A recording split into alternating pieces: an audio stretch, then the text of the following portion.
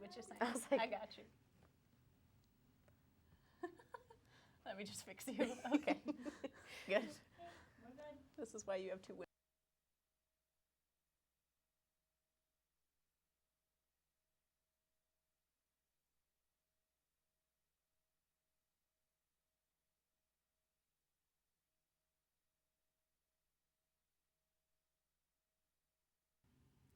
U of M students raised $60,000 in 24 hours. See what they did with the money coming up. Plus, another historic building on campus could be getting a facelift. But first, why so many students were willfully handcuffed and escorted and held in jail right in the middle of campus.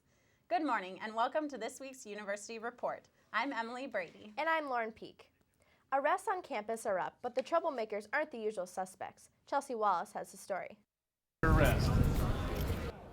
Sigma Alpha Epsilon fraternity and the UMPD are teaming up to arrest students.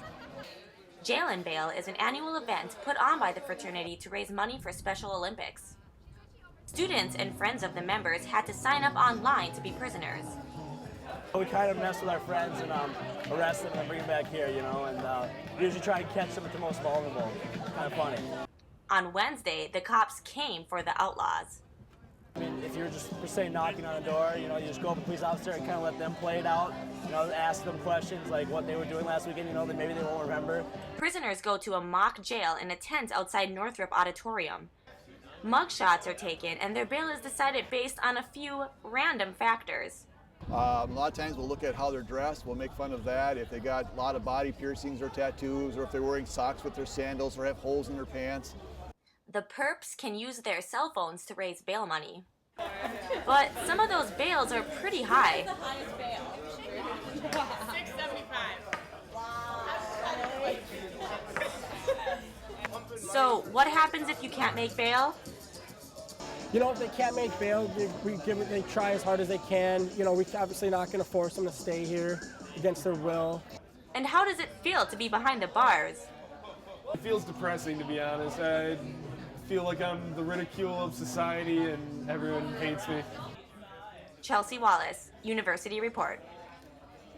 In the past 5 years, the event has raised over $250,000 for the Special Olympics. That's really a great cause, and it's awesome that the police get involved too. Definitely, it looks like a lot of fun also. Yeah. Students might have a harder time voting in the future. Come November, voters will decide if they agree with the voter ID bill that has already been passed by the Minnesota legislature. If approved, voters will be required to show photo ID at the polls in order to cast their vote. This means students who move from the dorms mid-semester or list their parents' home as their permanent address will have a difficult time voting. Student debt is on the rise. The average student now leaves school with nearly $27,000 in student debt. Tuition hikes have caused the U to cost almost as much as some private universities. U of M President Eric Kaler, Governor Mark Dayton, and U.S. Senator Al Franken met with students this past Monday to discuss possible solutions.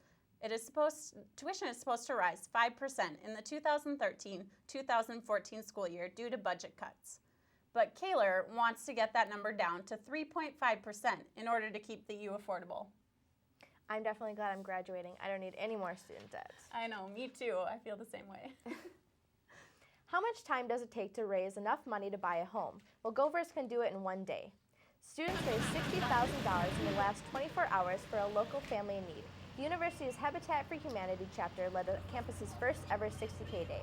Several student groups partnered with Greek Life to raise the funds.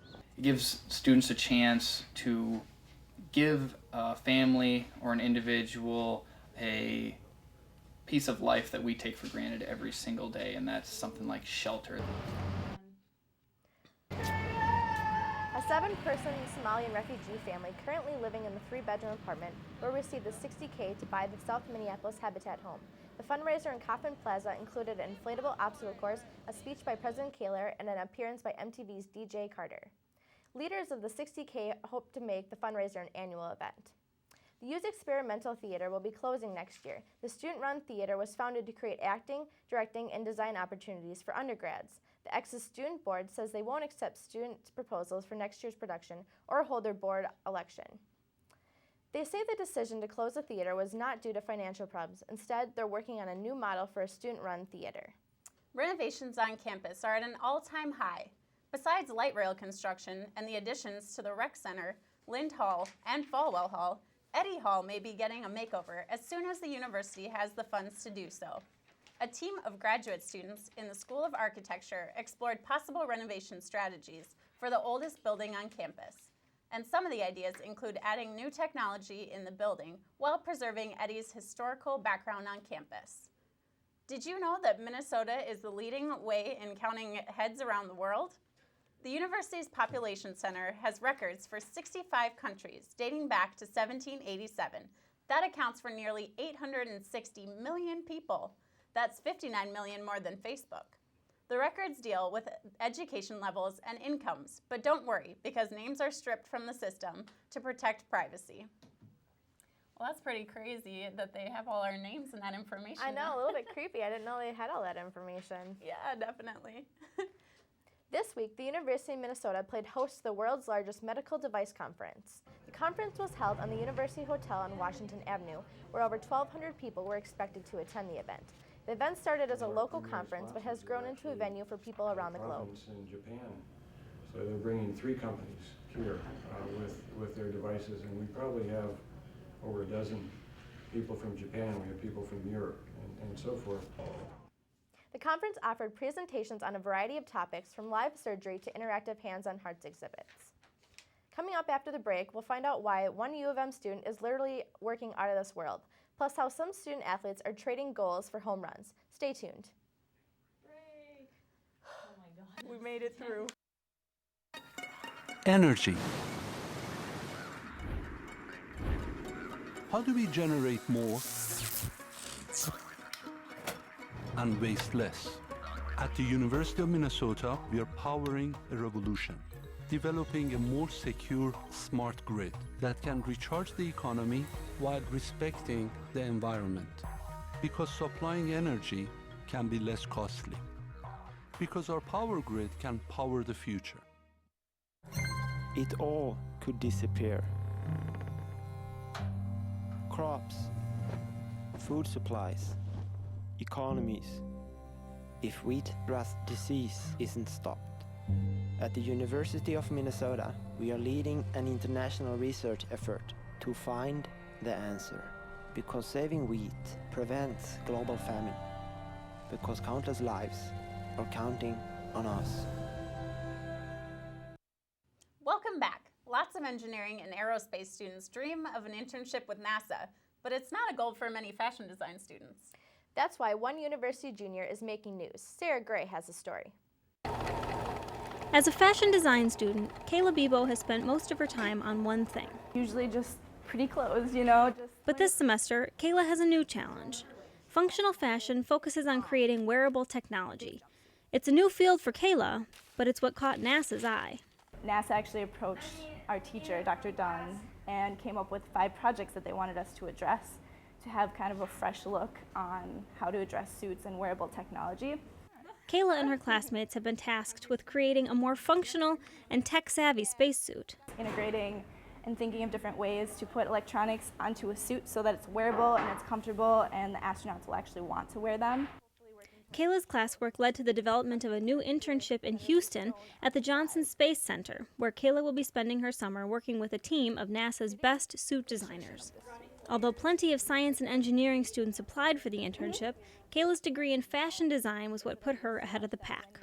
And I know a lot of chemical engineers don't know how to address fitting something to the body because that's a whole other area of expertise.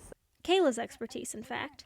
And while this internship wasn't what she expected to get out of her education, I would never think that I would ever work for NASA. So, anything that they'll throw at me, I'm just excited to see what's coming up.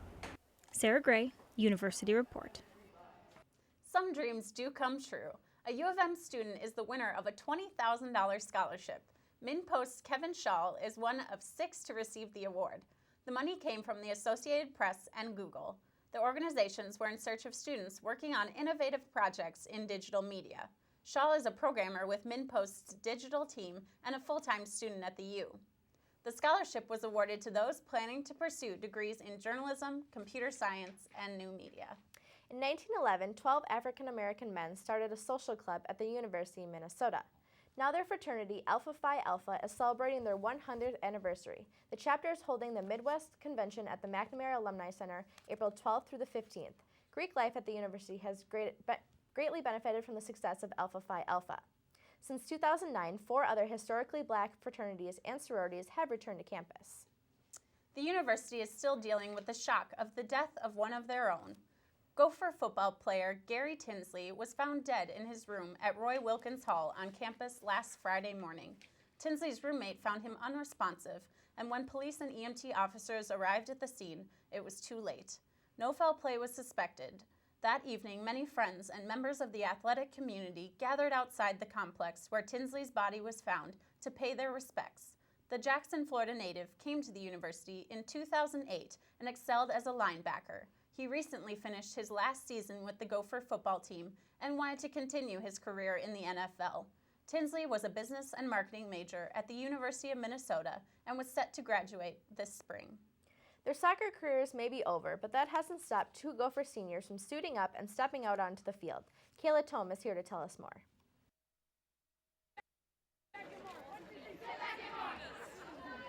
A few less grass stains maybe, but this time it's a game of runs. And the only goal is to get on base. Josie Soli and Alex Pafko are 2 athletes avoiding the inevitable goodbye to college athletics, and now the newest members of the Gopher women's softball program. One of the soccer coaches overheard us and said, hey, we might have a couple players that would like to come out. We had a couple injuries to start off the season. We were down in numbers. That gives an extra season to our collegiate life, which is kind of nice. It was obvious in tryouts that their key role would be pinch runners due to a lack of fielding experience. That was kind of crazy. We kind of left a few balls at first, but it was fun. There were few base-earning hits at Wednesday's doubleheader. However, Josie and Alex still take their mid-inning jog. We're like attached at the hip. They're just a joy to have. They work really, really hard, and it's worked out well. But these aren't the only athletes dabbling in other sports. Athletic communications assistant Corey Hall said senior Jackie Voigt is planning to join the soccer team in the fall while attending grad school. She played basketball here at the U for 4 years and has a 5th year left of eligibility. Josie, Alex, and Jackie are also playing spring soccer with the rest of the Gopher women's team. No matter the ball or field, these athletes love being part of something bigger, a team. I think it's just competing again, still being a part of a team. I think as athletes, you really enjoy that and really thrive on that, and I think it was a chance to do it one more time.